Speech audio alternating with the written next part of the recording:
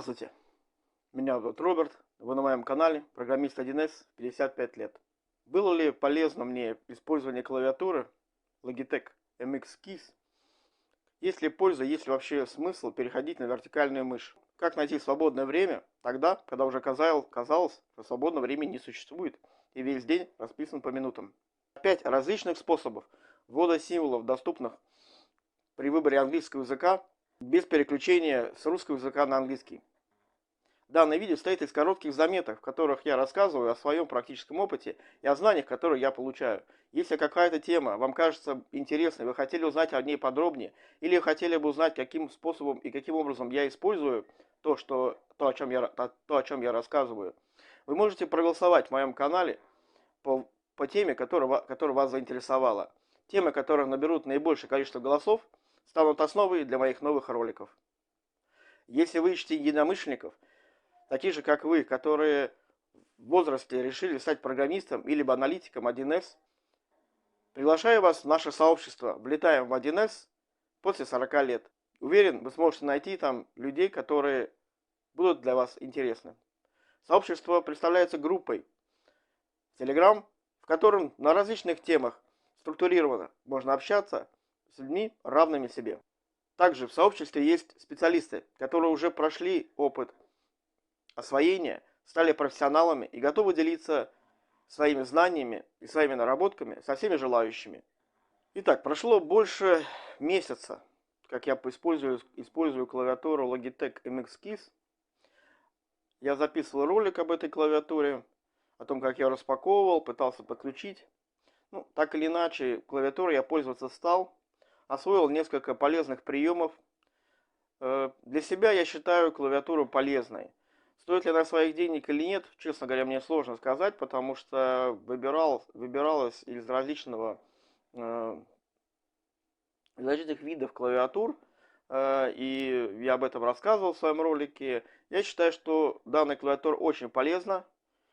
Это не реклама, я ей пользуюсь сам. Честно скажу, я не освоил еще достаточно много возможностей этой клавиатуры. Там, например, есть возможность сделать программный код, подключить какую-то программу, которая выполняет определенные действия. Я не настолько еще продвинут в этом вопросе, поэтому я пользуюсь достаточно простым функционалом, но тем не менее он уже облегчил мою работу. Я уже показывал в телеграм-канале мышку, которую я приобрел. Это вертикальная мышь Deluxe, фирма Deluxe, марка у нее 518DB. Эта вертикальная мышь является копией, по дизайну является копией вертикальной мыши фирмы Logitech. Насколько я помню, Logitech MX Lift. Была ли эта мышка удобна? Я могу сказать однозначно, эта мышка удобнее.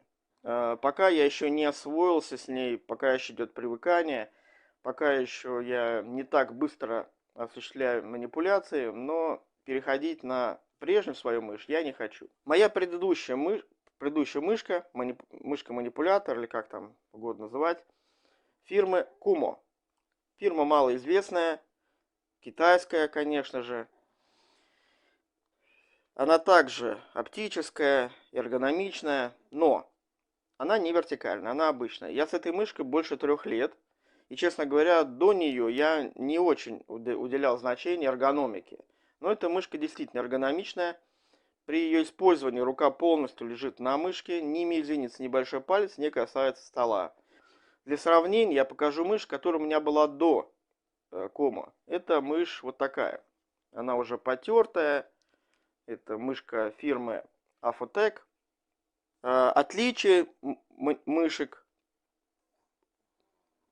Как менялась привычка перехода с одной мышки на другую. В чем преимущество вертикальных мышек, я готов записать отдельный ролик.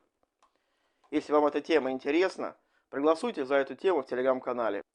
Я обещал вам рассказать о 5 различных способах ввода служебных символов при кодировании программ 1С. Все эти символы доступны при переключении на английский язык.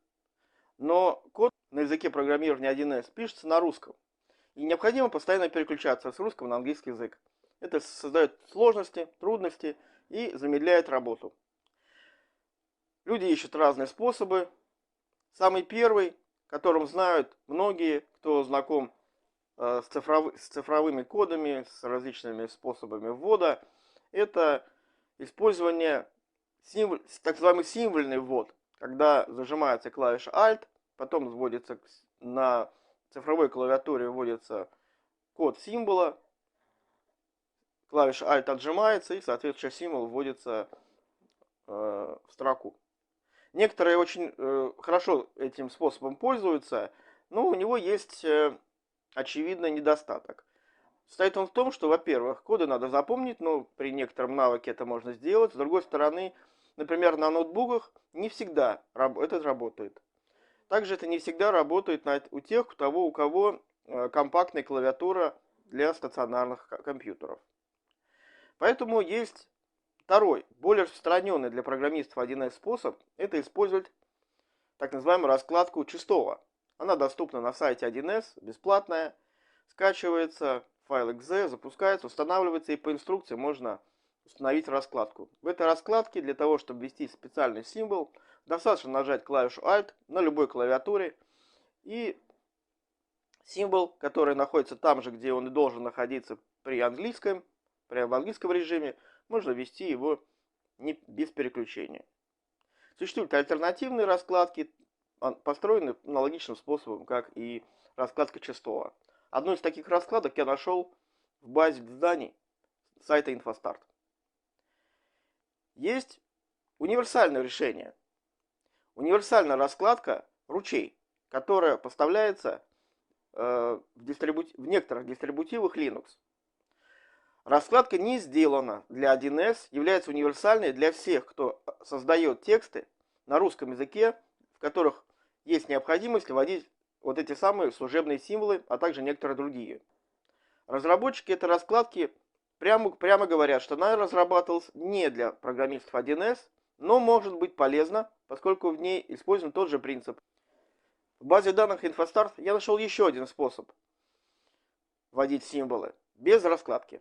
Если кто-то по каким-то причинам не хочет, он может использовать код, написанный на языке Python, и который перехватывает определенное нажатие клавиш для ввода символов. И есть метод, который я также нашел в базе знаний InfoStart, можно сказать, для настоящих фанатов специальных символов, для продвинутых программистов, скажем так, для тех, кто хочет иметь идеальное решение.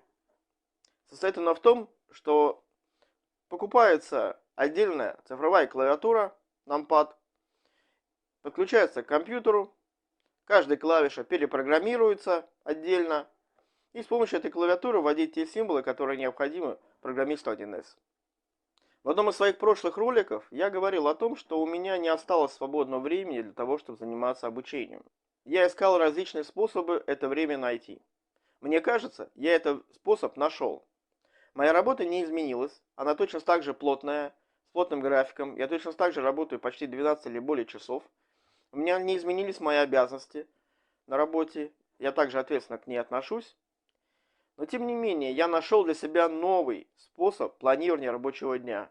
Я вспомнил о том, что я много лет занимался проектным управлением. Я взял один из методов проектного управления и применил его к себе. Благодаря этому у меня появилось свободное время, которого раньше я не мог найти. Могу сказать сразу, что этот метод для меня новый. Я таким образом никогда свой день не планировал. Например, я никогда не планировал в своем рабочем дне действия, которые я не должен делать. Я никогда не планировал в своем рабочем дне периоды времени с гибким началом. Однако в проектном управлении такие методы планирования являются нормальными. Я вспомнил о них и применил их к себе.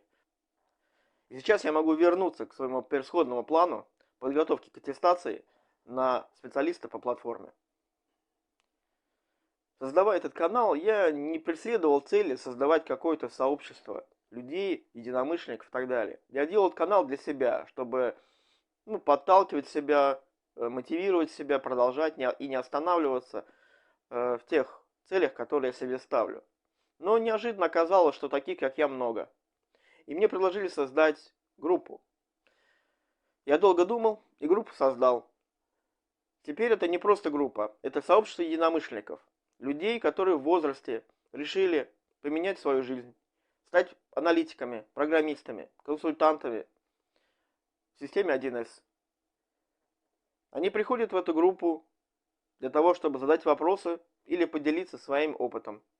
В этом сообществе есть и опытные специалисты, тоже в возрасте, которые когда-то начинали или начинали в возрасте и добились успеха. И сегодня, сейчас они делятся своими знаниями, своими навыками с нами, новичками.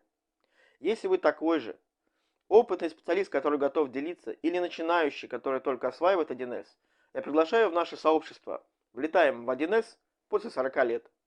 Да, мне 55 лет, но я решил, что не обязательно ставить такую жесткую границу. Сложно начинать и в 30 лет, и в 35, и в 40. Но я считаю, что после 40 в России начинать что-то новое особо тяжко. Поэтому я поставил ограничение от 40. Но это не означает, что там не ждут людей моложе. Единственное, конечно, будет сложно совсем студентам, у которых нет жизненного опыта, которые еще не знают, чем они хотят в принципе заниматься, у которых не было предыдущего опыта работы. Давать таким людям советы мне сложно, потому что разница именно в жизненном опыте слишком велика. Я думаю, что другим моим сообщникам, скажем так, тоже будет сложно давать молодежи советы, потому что молодые говорят, что вы старики, ваше время прошло, а в наше время только начинается. Я с этим согласен, поэтому молодым лучше пойти в свои группы, в свои тусовки, в свою команду, искать поддержки среди своих ровесников. Наша группа для старичков. Если вам понравилось это видео, поделитесь им с друзьями. Поставьте лайк, если оно вам понравилось. А если вы хотите оперативно узнавать о продолжении, подпишитесь на канал. Спасибо вам за то, что вы были со мной до конца. До свидания. Так, нужно мне подглядывать, потому что я первый раз делаю по сценарию.